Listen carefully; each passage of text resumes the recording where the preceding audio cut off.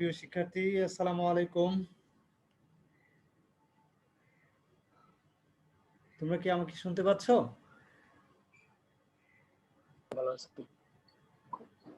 জি sir, সবাই ভালো আছি। আচ্ছা, ফাইন। তো শুনতে পাচ্ছ তোমরা আমাকে, না? আচ্ছা, ভেরি গুড। জি তো স্যার।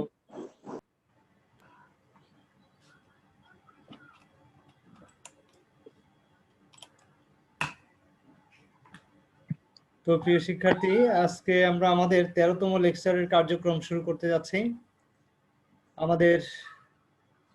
আমরা মূলত পড়াচ্ছিলাম উৎপাদন ব্যবস্থাপনা ও বিপণনের সেকেন্ড পার্টের 10ম অধ্যায় নিয়ে আমরা আলোচনা করছিলাম। লাস্টে আসে আমরা 10ম অধ্যায় কিছু আলোচনা করেছিলাম, তাই না? তো সেটাই আমরা এখন শেষ করি নাই। দশম অধ্যায়ের কিছু অংশ আমরা আলোচনা করছিলাম। আজকে আমরা কিছু অংশ আলোচনা করব, তারপরে আবার আরেকটা ক্লাসে আমরা বাকি অংশ নিয়ে আলোচনা করব ইনশাল্লাহ। তো প্রিয় শিক্ষার্থীরা, তো আমি আজকের ক্লাসে মূলত যে বিষয়গুলো নিয়ে তোমাদের সাথে শেয়ার করতে চাই সেগুলো আমার স্লাইডের মাধ্যমে আমি শেয়ার করি তোমাদের সাথে। নিশ্চয় তোমরা স্লাইডটা দেখতে পাচ্ছ।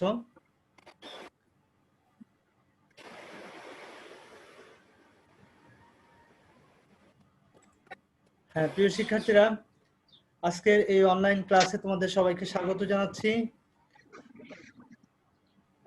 আমি মূলত আমরা 10ম অধ্যায়ের একটু আগেই বললাম, 10ম অধ্যায়ের বিপণনের যে সমসাময়িক বিষয়াবলী সেই বিষয়গুলো নিয়ে মূলত আমরা আলোচনা করছি। তো আজকে যে টপিকগুলো নিয়ে আমরা আলোচনা করব সেগুলো হচ্ছে পরিকল্পিত বিপণী কেন্দ্রের ধারণা, পরিকল্পিত বিপণী কেন্দ্রের সুবিধা, পরিকল্পিত বিপণী কেন্দ্রের অসুবিধা, চেইন স্টোর বা বিপণীমালার ধারণা, চেইন স্টোরের বৈশিষ্ট্য, সুপার মার্কেট সম্পর্কে আমরা ধারণা নিব। সুপার মার্কেটের বৈশিষ্ট্য কি, সুপার মার্কেটের সুবিধা এবং সুপার মার্কেটের অসুবিধা। তো এই টপিকগুলো নিয়ে বেসিক্যালি আমরা আলোচনা করব।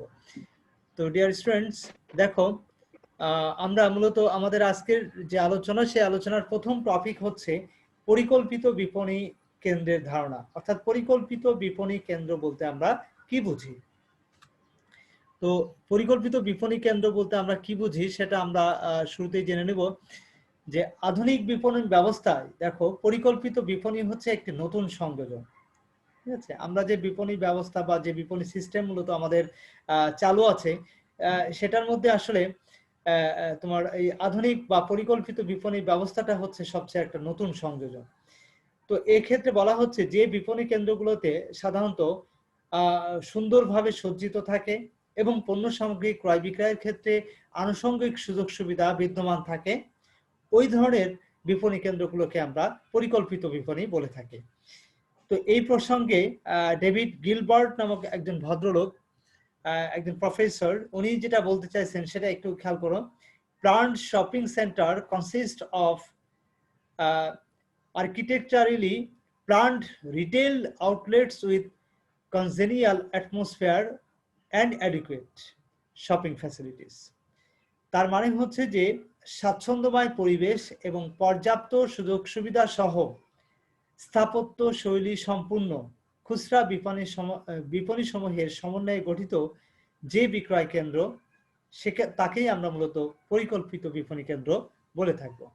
প্রিয় শিক্ষার্থীরা, নিশ্চয় বুঝতে পারছো পরিকল্পিত বিপণী কেন্দ্র বলতে আমরা কি বুঝি। তো বাংলাদেশে আসলে পরিকল্পিত এই ধরনের কোনো বিপণী আছে কিনা? হ্যাঁ, আমরা মোটামুটি বলতে পারি যে বাংলাদেশে ঢাকাতে অবস্থিত বসুন্ধরা শপিং কমপ্লেক্স অথবা যমুনা ফিউচার সিটি পার্ক, এই যে বিপণী কেন্দ্রগুলো, এগুলো অনেকটা মূলত পরিকল্পিত বিপণী কেন্দ্রের আওতায় পড়ে। তো প্রিয় শিক্ষার্থীরা, নেক্সট টপিকে আমরা চলে যাচ্ছি। পরিকল্পিত বিপণী কেন্দ্রের সুবিধা। পরিকল্পিত বিপণী কেন্দ্রের কি কি সুবিধা আছে, আমরা সেই সুবিধাগুলো মূলত আমাদের এই আলোচনার মাধ্যমে জানার চেষ্টা করব। প্রিয় শিক্ষার্থী, দেখো, পরিকল্পিত বিপণী কেন্দ্র থেকে আমরা বিভিন্ন ধরনের সুযোগ সুবিধা পেয়ে থাকি। মানে লটস অফ ফ্যাসিলিটিস আমরা এখানে এনজয় করি। তো সেই ফ্যাসিলিটিস গুলো আসলে কি কি হতে পারে সেটা আমরা একটু আইডিয়া নেওয়ার চেষ্টা করি আমাদের এই আলোচনার মাধ্যমে। দেখো, প্রথমেই বলছে যে নাম্বার 1, উন্নত ক্রেতা সেবা। হ্যাঁ, নিঃসন্দেহে এই পরিকল্পিত বিপণীগুলোর মাধ্যমে ক্রেতাদেরকে উন্নত সেবা প্রদান করা সম্ভব। নাম্বার 2, দেখো, মনোরম পরিবেশ। তো মনোরম পরিবেশ বলতে কি বোঝানো হচ্ছে? মনোরম পরিবেশ বলতে বোঝানো হচ্ছে যে এখানে আসলে পরিবেশটা অনেক সুন্দর থাকে, মনোরম থাকে। কিভাবে? যেমন ধরো এটা সাধারণত সেন্ট্রালি এসি করা থাকে, এখানে মানে প্রশস্ত জায়গা থাকে, তারপরে তোমার এখানে দেখা যাচ্ছে যে মানে সুন্দরভাবে সবকিছু পরিপূর্ণভাবে সাজানো গোছানো থাকে। তো এটাই মূলত হচ্ছে বিপণী পরিকল্পিত বিপণীমালার অন্যতম সুবিধা। নেক্সট যেটা আসছে সেটা হচ্ছে সর্বনিম্ন প্রচেষ্টা।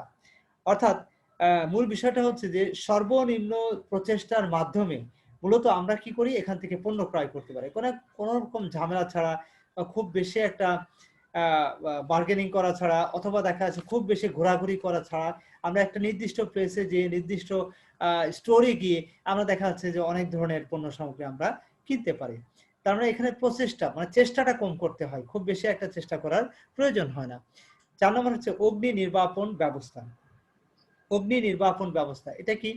এটা হচ্ছে যে এই ধরনের বিপণী বিতানগুলোতে দেখবা যে অগ্নি নির্বাপন ব্যবস্থাটা অনেক উচ্চমানের থাকে। অর্থাৎ এখানে সাধারণত তোমার প্রতিটা ফ্লোরে, প্রতিটা একটা নির্দিষ্ট প্লেসের পরপর অগ্নি নির্বাপন ব্যবস্থা, অর্থাৎ যেখানে যদি কোনো কারণে অ্যাক্সিডেন্ট বশত যদি অগ্নিকাণ্ড ঘটে, তাহলে সেটা খুব দ্রুত যাতে সেটা খুব সুন্দর সমাধানে আসা যায়, দ্রুত যাতে আগুন নেভানো যায়, অথবা দ্রুত যেন সেটা সবকিছুকে যেন মানে সিকিউর ভাবে সেটা মেনটেন করা সম্ভব হয়।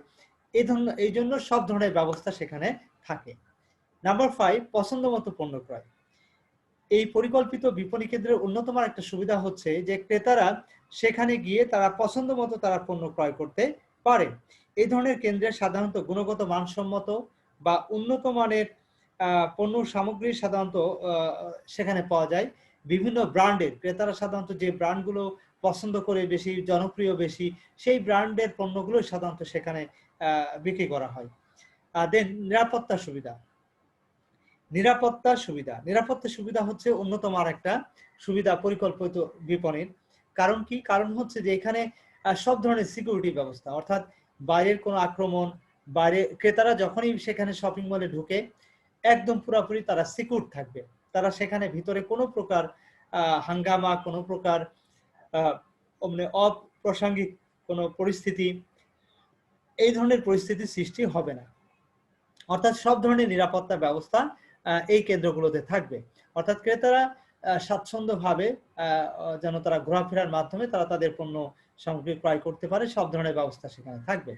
নেক্সট যেটা আসছে সেটা হচ্ছে পরিবহন ও যোগাযোগ ব্যবস্থা।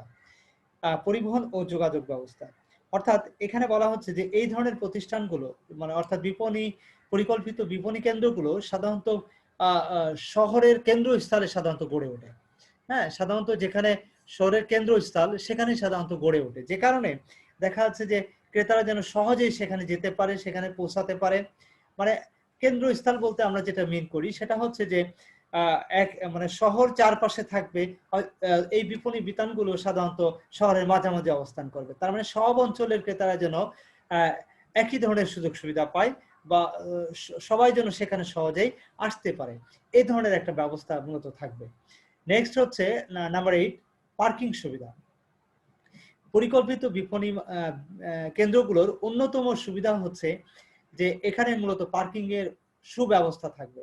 অর্থাৎ যে ধরনের মূলত গাড়ি নিয়ে আসুক না কেন, মূলত সেখানে পার্কিং এর যথেষ্ট পরিমাণ ব্যবস্থা থাকবে।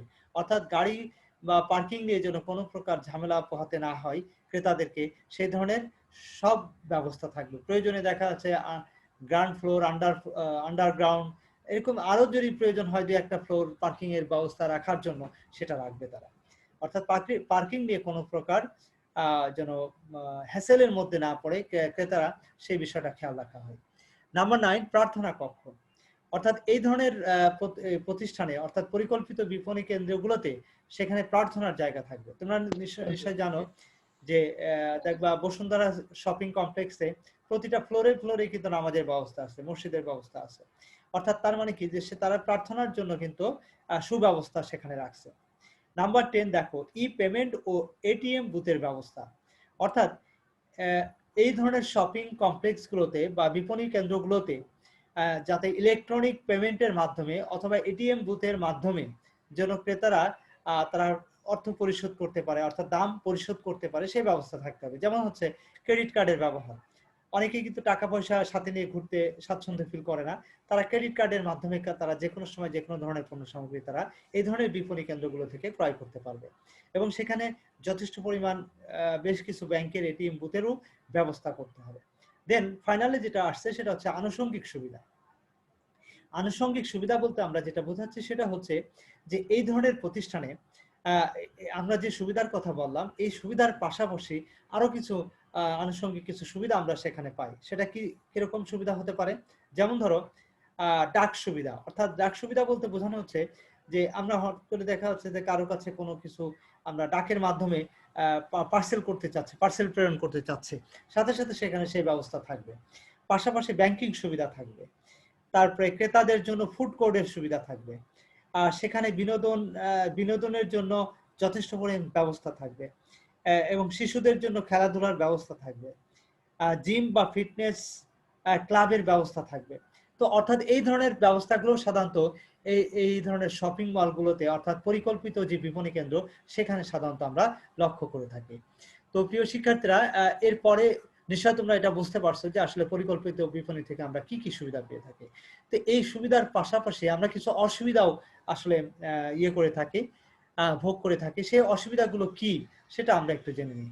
তো প্রিয় শিক্ষার্থীরা দেখো একটু খেয়াল করে, আমরা যে সকল অসুবিধাগুলো লক্ষ্য করি পরিকল্পিত বিপণী কেন্দ্র থেকে, সেগুলো হচ্ছে নাম্বার 1, পণ্যের উচ্চ মূল্য। অর্থাৎ এক্ষেত্রে সাধারণত পণ্যের দাম একটু তুলনামূলক বেশি হয়ে থাকে। অর্থাৎ দেখবা একই ধরনের পণ্য যেটা আমরা নিউ মার্কেট থেকে যে দামে কিনতে পারবো, সেম পণ্যটাই বসুন্ধরা সিটি শপিং কমপ্লেক্স থেকে যদি আমরা ক্রয় করি, তাহলে দেখবা সেখানে কিছুটা হলেও বেশি দামে ক্রয় করতে হয়। তবে যেটা ফিক্সড রেট, সব জায়গায় ফিক্সড রেট, সে ধরনের পণ্যের কথা ভিন্ন। কিন্তু যেগুলো সাধারণত বার্গেনিং এর মাধ্যমে কেনা হয় বা দেখা যাচ্ছে যে মোটামুটি যেগুলো ভেরিয়েবল আর কি, অর্থাৎ ফিক্সড না, এই ধরনের পণ্যগুলো সাধারণত উচ্চ মূল্যে সেখানে বিক্রি করা হয়। এরপরে যেটা আসছে সেটা হচ্ছে অনাহূত লোকজনের ভিড়। তো এই ধরনের শপিং কমপ্লেক্স গুলোতে শুধু যে সবাই ক্রয় করতে আসে তা কিন্তু না।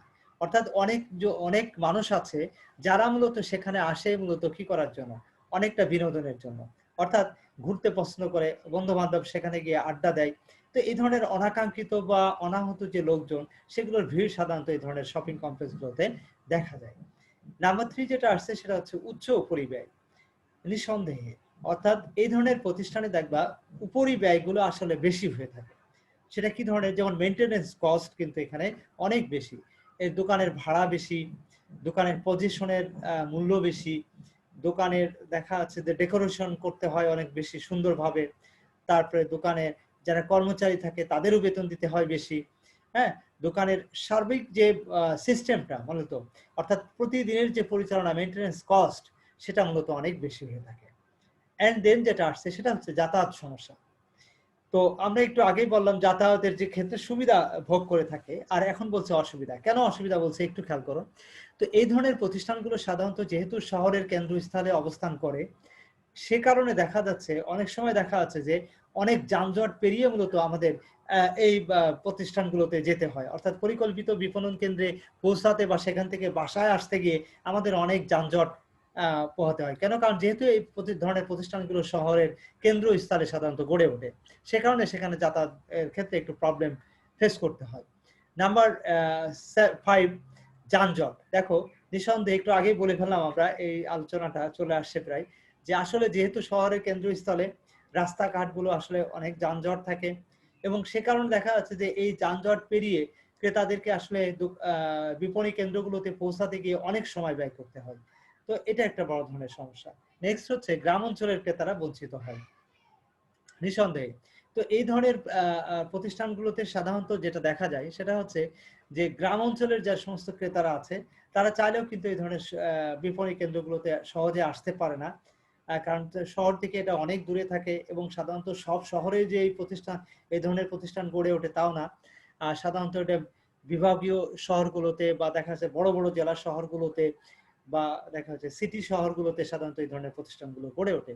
সে কারণে আলটিমেটলি গ্রাম অঞ্চলের যে সমস্ত ক্রেতারা থাকে, তারা এই ধরনের প্রতিষ্ঠানের সুবিধা থেকে বঞ্চিত হয়ে থাকে। নেক্সট যেটা আসছে সেটা হচ্ছে দেখো চেইন স্টোর বা বিপণীমালা সম্পর্কে। চেইন স্টোর বা বিপণীমালা বলতে আমরা কি বুঝি? চেইন স্টোর বা বিপণীমালা, প্রিয় শিক্ষার্থীরা দেখো চেইন স্টোর কাকে বলে? চেইন স্টোর আমাদেরকে একটু বুঝতে হবে।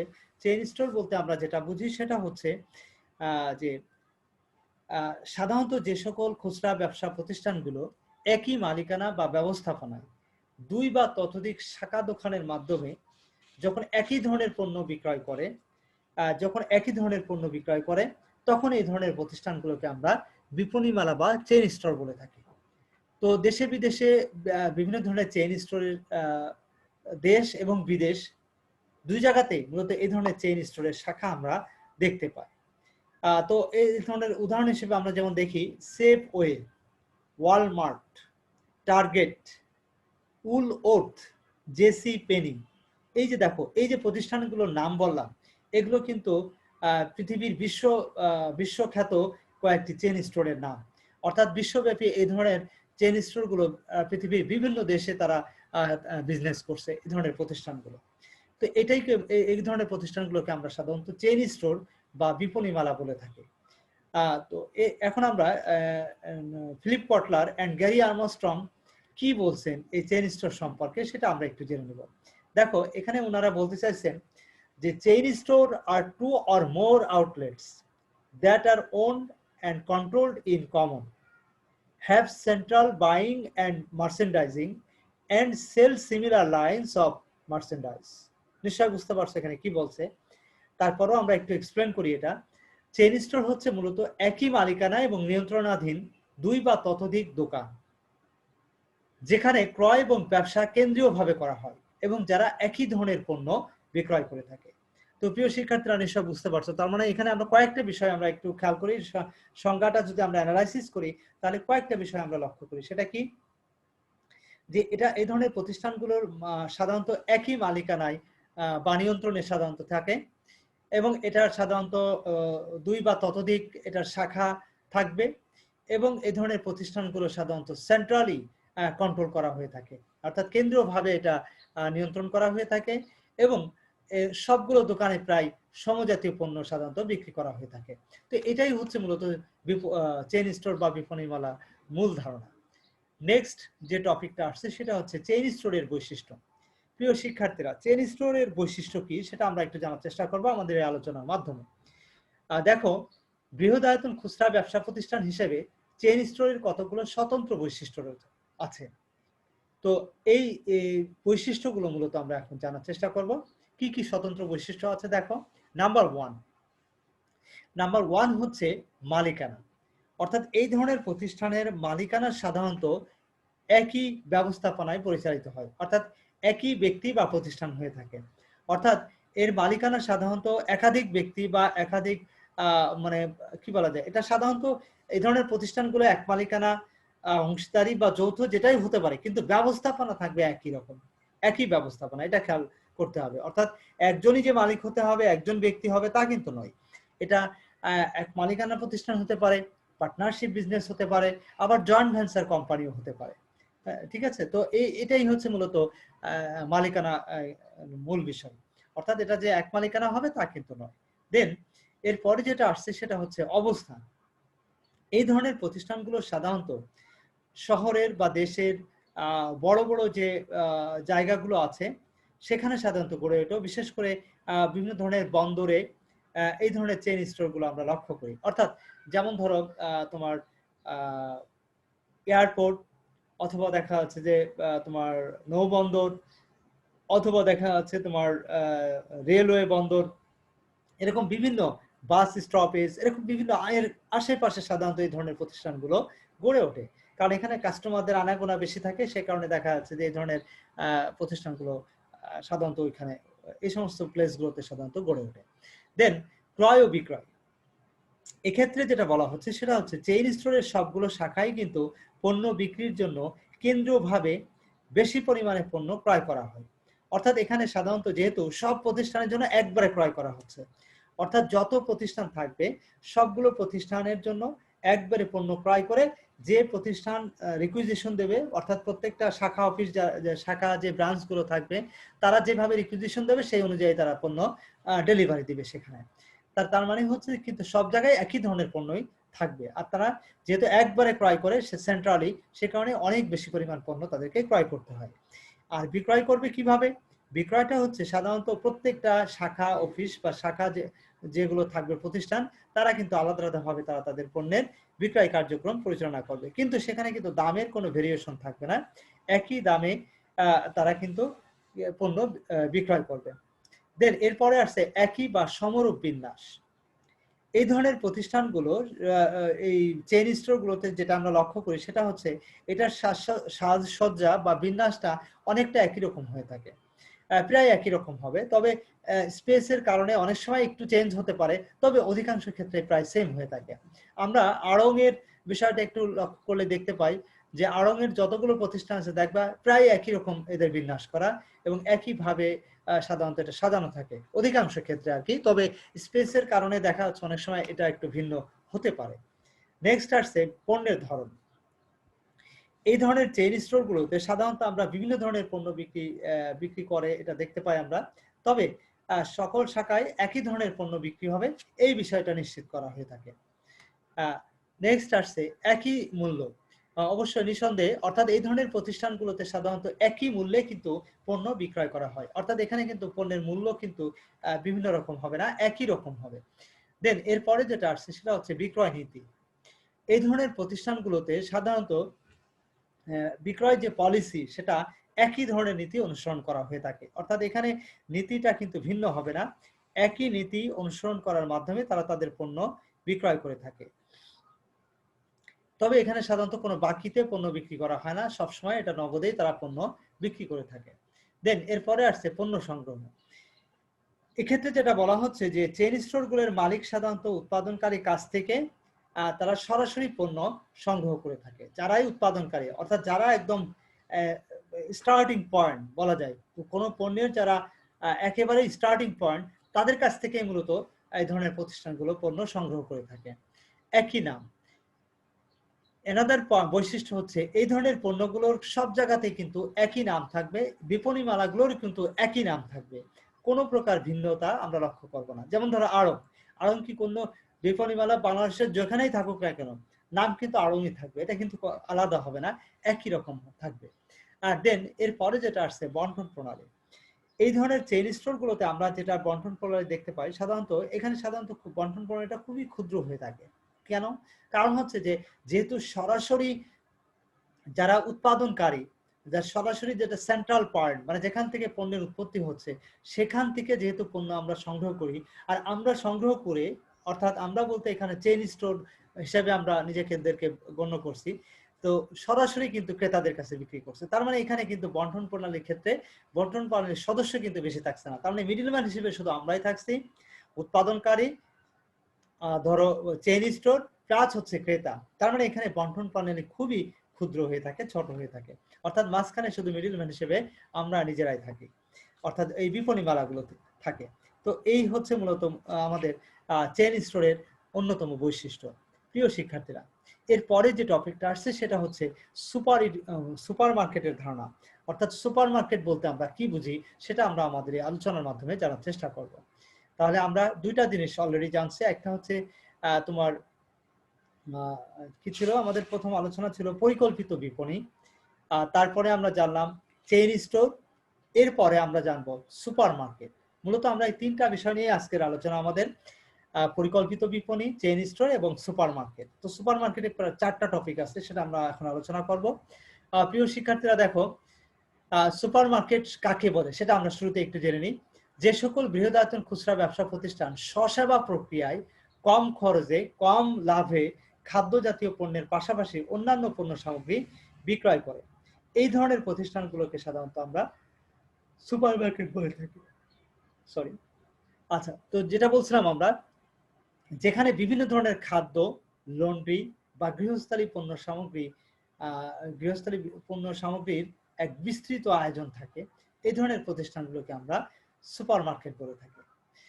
তো এই সব দোকানে পণ্য সামগ্রী এমন ভাবে সাজিয়ে রাখা হয় যাতে ক্রেতারা কোনো বিক্রয় কর্মীর সাহায্য ছাড়াই নিজেরা ঘুরে ঘুরে তাদের পছন্দ মতো পণ্য ট্রলিতে বোঝাই করে সংগ্রহ করতে পারে। যুক্তরাষ্ট্রে আমরা যেটা লক্ষ্য করি, ক্রোজার, সেভওয়ে, A&P প্রভৃতি এই ধরনের বিখ্যাত সুপার মার্কেট। অর্থাৎ বাংলাদেশে কি তাহলে সুপার মার্কেট নাই? আসলে কিন্তু বাংলাদেশে সুপার মার্কেট নাই। বাংলাদেশে আমরা এই ধরনের অর্থাৎ সুপার মার্কেটের যে বৈশিষ্ট্য, সবগুলো বৈশিষ্ট্য সহ আসলে বাংলাদেশে এই ধরনের সুপার মার্কেট আমরা দেখতে পাই না। তবে অনেকেই আমরা তোমার স্বপ্ন বা আগোরা বা তোমার মিনা বাজার এই টাইপের প্রতিষ্ঠানগুলোকে আমরা অনেক সময় সুপার মার্কেট বলে থাকি, যদিও সুপার মার্কেটের সব বৈশিষ্ট্য কিন্তু এই ধরনের প্রতিষ্ঠানে নাই। এই জন্য পরিপূর্ণভাবে আমরা এদেরকে সুপার মার্কেট বলতে পারবো না। দেন তারপরেও কাছাকাছি আর কি আছে, সুপার মার্কেটের সাথে অনেকটা মিলে যায় এই সমস্ত প্রতিষ্ঠানের বৈশিষ্ট্যগুলো। এই প্রসঙ্গে Philip Kotler and Gary Armstrong কি বলছেন সেটা আমরা একটু দেখি। Supermarket is a large, low-cost, low-margin, high-volume self-service store that carries a wide variety of food, laundry, and household products. Dear students, নিশ্চয়ই তোমরা বুঝতে পারছো যে সুপারমার্কেট হচ্ছে মূলত একটা বৃহদায়তন প্রতিষ্ঠান, যেখানে খরচ অনেক কম হবে, লো মার্জিন, প্রফিটও অনেক কম করবে, হাই ভলিউম মানে অনেক বেশি পরিমাণ পণ্য সামগ্রী এখানে থাকবে, সেলফ সার্ভিস, এখানে সাধারণত ক্রেতারা তাদের নিজেদের সেবা নিজেরাই গ্রহণ করবে, এবং that caries a wide variety of food, এখানে বিভিন্ন ধরনের খাদ্য সামগ্রীও এখানে পাওয়া যাবে, বিভিন্ন ধরনের লন্ড্রি আইটেম পাওয়া যাবে, অ্যান্ড হাউসহোল্ড প্রোডাক্টস অ্যাভেলেবেল থাকবে। তো এই ধরনের প্রতিষ্ঠানগুলোকে বেসিক্যালি আমরা সুপার মার্কেট বলে থাকি। ডিয়ার স্টুডেন্ট, নিশ্চয় তোমরা বুঝতে পারছো যে আসলে সুপার মার্কেট বলতে আমরা কি বুঝি। এরপরে যে টপিকটা আসছে একটু খেয়াল করো, সুপার মার্কেটের বৈশিষ্ট্য। সুপার মার্কেটের বৈশিষ্ট্য, সুপার মার্কেটের বৈশিষ্ট্য কি একটু খেয়াল করো। সুপার মার্কেটের আমরা কিছু বৈশিষ্ট্য লক্ষ্য করি, এটা এই বৈশিষ্ট্যগুলো দেখলেই বা বুঝলেই কিন্তু তোমাদের সুপার মার্কেট সম্পর্কে একদম ক্লিয়ার ধারণা হয়ে যাবে। দেখো প্রিয় শিক্ষার্থীরা, আমরা কি কি সুবিধা বা কি কি বৈশিষ্ট্য আমরা লক্ষ্য করি সুপার মার্কেটের। নাম্বার 1, বৃহদায়তন খুচরা ব্যবসা। এই ধরনের সুপার স্টোরগুলো সাধারণত অনেক বৃহদায়তনের হয়ে থাকে, অর্থাৎ এটার আকৃতি সাধারণত অনেক বড় হয়ে থাকে। দেন 2 নম্বর হচ্ছে স্বসেবা প্রতিষ্ঠান। সুপার মার্কেটের অন্যতম বৈশিষ্ট্য হচ্ছে এই ধরনের প্রতিষ্ঠানে সাধারণত কাস্টমাররা নিজেদের সেবা নিজেরাই গ্রহণ করে, অর্থাৎ নিজেরা সব তাকে সাজানো থাকবে, কাস্টমাররা সেখানে যাবে, ট্রলি নিবে, ট্রলিতে করে তারা তাদের পছন্দ মতো পণ্য কোনো প্রকার সেলসম্যানের সহযোগিতা ছাড়াই তারা নিজেরাই নিজেদের পণ্য বেছে বেছে তারা ক্রয় করতে পারবে। দেন 3 নম্বর হচ্ছে অবস্থান। এই ধরনের প্রতিষ্ঠানগুলো সাধারণত কোথায় অবস্থান করে? নিঃসন্দেহে যেখানে জনবহুল এলাকা, যেখানে ক্রেতা সমাগম বেশি থাকে, সে ধরনের প্লেসগুলোতে সাধারণত এই ধরনের যে সুপার মার্কেটগুলো গড়ে ওঠে। নাম্বার 4, ব্যাপক বৈচিত্র্যময় পণ্য। হ্যাঁ, নিঃসন্দেহে সুপার মার্কেটগুলোতে অনেক বেশি পরিমাণ বৈচিত্র্যময় পণ্য সাধারণত আমরা লক্ষ্য করি। এখানে অনেক বেশি পরিমাণ বৈচিত্র্যময় পণ্য আমরা খুঁজে পাই, অর্থাৎ যে পণ্যগুলো নর্মাল মার্কেটে আমরা খুঁজে খুঁজে হয়রান হয়ে যাই, সেই পণ্যগুলো দেখা যাচ্ছে সেখানে গিয়ে সহজে আমরা পেয়ে যাচ্ছি। 5 নম্বর হচ্ছে উচ্চ মূল্য।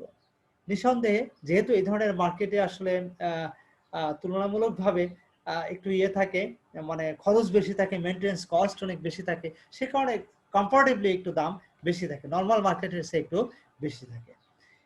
নাম্বার 6, নগদে বিক্রয়। এই ধরনের প্রতিষ্ঠানগুলোতে সাধারণত পণ্য সামগ্রী নগদে বিক্রি করা হয়, অর্থাৎ নগদে সাধারণত ক্রেতাদের কাছে বিক্রি করা হয়, কোনো প্রকার বাকিতে বিক্রির এখানে কোনো অপশন থাকে না। নাম্বার 7, দ্রুত বিক্রয়। দ্রুত বিক্রয়, হ্যাঁ, নিঃসন্দেহে এই ধরনের প্রতিষ্ঠানগুলোতে সাধারণত খুব দ্রুত পণ্য সামগ্রী বিক্রয় করা হয়, অর্থাৎ দেখবা লাইন দিয়ে আমরা এই ধরনের সুপার মার্কেটগুলোতে যেটা লক্ষ্য করি আমরা, যে লাইন দিয়ে আমাদের পেমেন্ট দিতে হয়, অর্থাৎ এখানে দেখা যাচ্ছে এত বেশি কাস্টমার থাকে যে সাধারণত তাদের পণ্য সামগ্রী খুব দ্রুত সেল হয়ে যায় বিপণী বিতানগুলো। দেন এরপরে আসছে যেটা আয়তন। এই ধরনের প্রতিষ্ঠানগুলোর আয়তন অনেক বড় হয়ে থাকে, অনেক বৃহদায়তন আকৃতির এটা হয়ে থাকে। সাধারণত আমরা যেটা লক্ষ্য করি যে অন্যান্য যে কোনো প্রতিষ্ঠানের তুলনায় এই ধরনের প্রতিষ্ঠানের আয়তন অনেক অনেক বেশি দীর্ঘ হয়ে থাকে। নাম্বার 9, মূলধন। এই ধরনের প্রতিষ্ঠানে নিঃসন্দেহে অনেক বেশি মূলধনের প্রয়োজন হয়, কেন? কারণ যেহেতু প্রতিষ্ঠানের আকৃতি অনেক বড়, সেই কারণে এর ইয়েটাও অনেক বেশি হয়ে থাকে। অর্থাৎ বিশেষ করে আমাদের মূলধনের পরিমাণে কিন্তু অনেক বেশি ইনভেস্ট করতে হয়। নাম্বার 10, সাজসজ্জা। এই ধরনের সুপার মার্কেটগুলোতে সাজসজ্জা অনেক বেশি থাকে। অন্যান্য যে কোনো প্রতিষ্ঠানের তুলনায়, যে কোনো মার্কেটের তুলনায় দেখা যাচ্ছে যে এটার সাজসজ্জা অনেক বেশি আকর্ষণীয় হতে হয়, যেটা আমরা বিপণী বিতানগুলোতে বা সুপার মার্কেটগুলোতে যখন যাই তখন আমরা এটা দেখতে পাই। নাম্বার 11, ক্রয় সুবিধা। নাম্বার 11 হচ্ছে ক্রয় সুবিধা। সুপার মার্কেটে সাধারণত ক্রেতারা একসাথে অনেক পণ্য ক্রয় করতে পারে এবং এই ক্রয়ের ক্ষেত্রে বিভিন্ন ধরনের সুযোগ সুবিধা তারা গ্রহণ করে থাকে বা সুযোগ সুবিধাগুলো তারা ভোগ করে থাকে। অর্থাৎ একসাথে একই জায়গায় তাদের যা যা প্রয়োজন সব ধরনের পণ্য তারা একই ছাদের নিচে একই জায়গা থেকে পেয়ে যাচ্ছে। এই জন্য তাকে বিভিন্ন মার্কেট, যেমন নিউ মার্কেটে ঘুরে ঘুরে বিভিন্ন দোকানে যেতে হচ্ছে না, বার্গেনিং করতে হচ্ছে না। এই ধরনের হ্যাসেল তাকে পোহাতে হয় না ক্রেতাদেরকে। তার মানে সহজেই তারা তাদের পণ্য সামগ্রীগুলো তারা কি করতে পারে, ক্রয় করতে পারে। অ্যান্ড দেন ক্রেতা সেবা। 12 নম্বর যেটা আসছে সেটা হচ্ছে ক্রেতা সেবা। অর্থাৎ সুপার মার্কেটগুলোতে ক্রেতারা বিভিন্ন ধরনের সুযোগ সুবিধা পেয়ে থাকে। যেমন হচ্ছে গাড়ি পার্কিং এর ব্যবস্থা, রেস্টরুমের ব্যবস্থা থাকবে, ক্রেডিট কার্ড ব্যবহার করতে পারবে। তো এই ধরনের ব্যবস্থাগুলো সাধারণত এই সুপার মার্কেটে থাকবে। অ্যান্ড দেন ফাইনালি যেটা আমরা বলছি মনোরম পরিবেশ। অর্থাৎ এই ধরনের প্রতিষ্ঠানগুলোর পরিবেশটা সাধারণত মনোরম থাকবে, অর্থাৎ খুবই রুচিসম্মত থাকবে পরিবেশ, সিমসাম থাকবে এবং সেখানে দেখা যাচ্ছে যে অবশ্যই সেন্ট্রালি এসি করা থাকবে, আকর্ষণীয়ভাবে পণ্যগুলো সাজানো থাকবে এবং ক্রেতারা সহজেই যেন পণ্যগুলো তারা পছন্দ করতে পারে বা খুঁজে নিতে পারে, এই ধরনের সব ব্যবস্থা সেখানে থাকবে। তো শিক্ষার্থীরা এই ছিল মূলত সুপার মার্কেটের বৈশিষ্ট্য। এবার আমরা জানবো সুপার মার্কেটের সুবিধা। সুপার মার্কেটের সুবিধা এবং অসুবিধা এর মাধ্যমে আমাদের এই আলোচনা শেষ হয়ে যাবে। প্রিয় শিক্ষার্থীরা একটু খেয়াল করো, সুপার মার্কেট থেকে আমরা বেশ কিছু সুযোগ সুবিধা ভোগ করে থাকি। সেটা কি কি? যেমন ধরো সুপার মার্কেটে উচ্চমানের পণ্য পাওয়া যায়, উচ্চমানের পণ্য মানে হাই কোয়ালিটি পণ্য, ব্র্যান্ডের প্রোডাক্টগুলো সাধারণত আমরা এখানে খুব সহজেই পেয়ে যাই। অর্থাৎ বিভিন্ন দামি দামি ব্র্যান্ডের পণ্য কিন্তু আমরা এখানে পাবো, যেটা নর্মাল মার্কেটে কিন্তু পাওয়া যায় না অনেক সময়। 2 নম্বর হচ্ছে পছন্দসই পণ্য ক্রয়।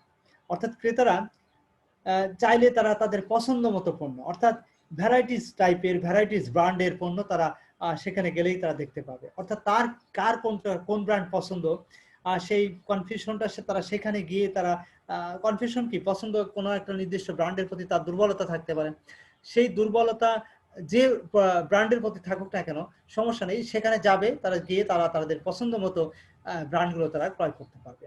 নেক্সট আসছে সহজে ক্রয়। নিঃসন্দেহে সুপার মার্কেটের অন্যতম একটা সুবিধা হচ্ছে ক্রেতারা খুব সহজেই সেখানে গিয়ে পণ্য ক্রয় করতে পারে। অর্থাৎ সেখানে যাওয়ার পর তারা ট্রলি থেকে তারা ট্রলি নিয়ে তারা তাদের পছন্দ মতো পণ্য সবকিছু সাজানো আছে, কোন ধরনের পণ্য কোথায় আছে সব স্পেসিফিকেশন সুন্দরভাবে করা আছে এবং সহজেই তারা তাদের পণ্যগুলো সেখান থেকে তারা ক্রয় করে নিতে পারবে। অ্যান্ড দেন 4 নম্বর আসছে পণ্য তুলনা। সেখানে যেহেতু বিভিন্ন ব্র্যান্ডের পণ্য থাকে, কাস্টমাররা খুব সহজেই কিন্তু কম্পেয়ার করতে পারে, তুলনা করে তারপরে তাদের জন্য যেটা সুইটেবল মনে হবে সেই পণ্যটা তারা ক্রয় করবে। নাম্বার 5 যেটা বলা হচ্ছে কম মূল্যে পণ্য ক্রয়। প্রিয় শিক্ষার্থীরা দেখো, এখানে কাস্টমাররা খুব কম মূল্যে পণ্য ক্রয় করতে পারে। কিভাবে কম মূল্যে পণ্য ক্রয় করতে পারে? কারণ হচ্ছে যে সুপার মার্কেট সাধারণত সামগ্রিকভাবে কম মূল্যে পণ্য ক্রয় করা সম্ভব। কেন সম্ভব?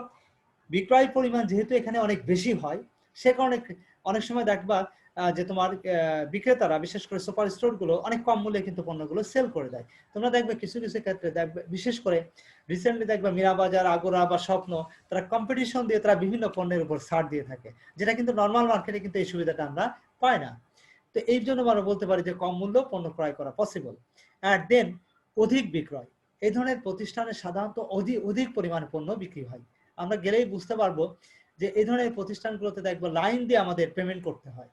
তার মানে অনেকগুলো কাউন্টার থাকা সত্ত্বেও কিন্তু আমরা সেখানে লাইন দিয়ে প্রতিটা মুহূর্তে মানে লাইন আছে। তার মানে কি, যে তার মানে কি পরিমাণ সেল হলে কি পরিমাণ কাস্টমাররা সেখানে পণ্য ক্রয় করছে, এটা আমরা সেখান থেকে কিছুটা হলে অনুমান করতে পারি। দেন সময় এবং প্রচেষ্টা। প্রিয় শিক্ষার্থীরা, এটার অন্যতম আর একটা সুবিধা হচ্ছে এখানে খুব কম সময় কম প্রচেষ্টা দিতে হয়। অর্থাৎ অল্প সময়ে কম প্রচেষ্টা গ্রহণ করে আমরা সহজেই পণ্যগুলো ক্রয় করতে পারি। নাম্বার 8 অধিক মুনাফা। সুপারমার্কেটের অন্যতম আরেকটা সুবিধা হচ্ছে এখানে অধিক মুনাফা অর্জন করা সম্ভব হয় কিভাবে, যেহেতু এই ধরনের প্রতিষ্ঠানগুলো শহরের কেন্দ্রস্থলে গড়ে ওঠে, সেখানে অনেক বেশি বেশি ক্রেতারা সেখানে আসে, তাদের সেলস অনেক বেশি হয়, সেলস অনেক বেশি হওয়ার কারণে অটোমেটিক্যালি তাদের মুনাফাও কিন্তু বেশি হয়। মানে সাধারণত আমরা জানি যে মোর সেল মোর প্রফিট, অর্থাৎ যত বেশি পণ্য বিক্রি হবে তত বেশি তাদের লাভ হবে। যদি পার ইউনিট মুনাফা যদি তারা কম করে কিন্তু সেল বেশি হওয়ার কারণে তাদের মুনাফার পরিমাণ অটোমেটিক্যালি বেশি হবে। নেক্সট হচ্ছে ক্রেতা সেবা। প্রিয় শিক্ষার্থীরা, সুপারমার্কেট থেকে বেশ কিছু ক্রেতার সুবিধাও কিন্তু ক্রেতাদেরকে দেওয়া হয়ে থাকে, যেমন গাড়ি পার্কিং এর সুবিধা, বিশ্রামাগারের ব্যবস্থা, ক্রেডিট কার্ডের ব্যবহার, পণ্য ডেলিভারির ব্যবস্থা করা, অর্থাৎ অনেক সময় হোম ডেলিভারির ব্যবস্থাও করা হয়ে থাকে, অর্থাৎ বাসায় পৌঁছে দেওয়ার ব্যবস্থাও তারা গ্রহণ করে। নেক্সট যেটা আসছে সেটা হচ্ছে মনোরম পরিবেশ। প্রিয় শিক্ষার্থীরা, লাস্ট যে সুবিধাটা আমরা পেয়ে থাকি সেটা হচ্ছে যে এই ধরনের মার্কেটটা পরিবেশটা অনেক সুন্দর থাকে, মনোরম পরিবেশ থাকে, অর্থাৎ এখানে সেন্ট্রালি এসি করা থাকে, সিমসাম পরিবেশ থাকে, পণ্যগুলো সুন্দর মতো সাজানো থাকে, একটা রুচিসম্মত পরিবেশ বলতে যেটা বোঝায় সাধারণত সেটা আমরা এই ধরনের বিপণী বিতানগুলোতে বা সুপার মার্কেটগুলোতে আমরা লক্ষ্য করি। প্রিয় শিক্ষার্থীরা, আমাদের আজকের আলোচনার লাস্ট টপিক হচ্ছে সুপার মার্কেটের অসুবিধা। অধিক মূলধন। দেখো, এই ধরনের প্রতিষ্ঠানে আসলে অনেক বেশি পরিমাণ মূলধন ইনভেস্ট করতে হয়, তো যে কারণে সবাই কিন্তু এই ধরনের ব্যবসা প্রতিষ্ঠান পরিচালনা করতে পারবে না। 2 নম্বর হচ্ছে উচ্চ মূল্য। তুলনামূলকভাবে আমরা যদি কম্পেয়ার করি তাহলে কিছুটা মূল্য বেশি দেখতে পাই। কেন দেখতে পাই? কারণ হচ্ছে যে এখানে যেহেতু তাদের আসলে অনেক বেশি পরিমাণ অর্থ ইনভেস্ট করতে হয়, অনেক বেশি পরিমাণ তাদের খরচ হয়, মেইনটেনেন্স কস্ট হয়, সে কারণে তাদের কিছুটা হলেও পণ্যের মূল্য একটু বেশি হয়ে থাকে। নাম্বার 3 যেটা আসছে সেটা হচ্ছে ক্রেতাদের আগ্রহ।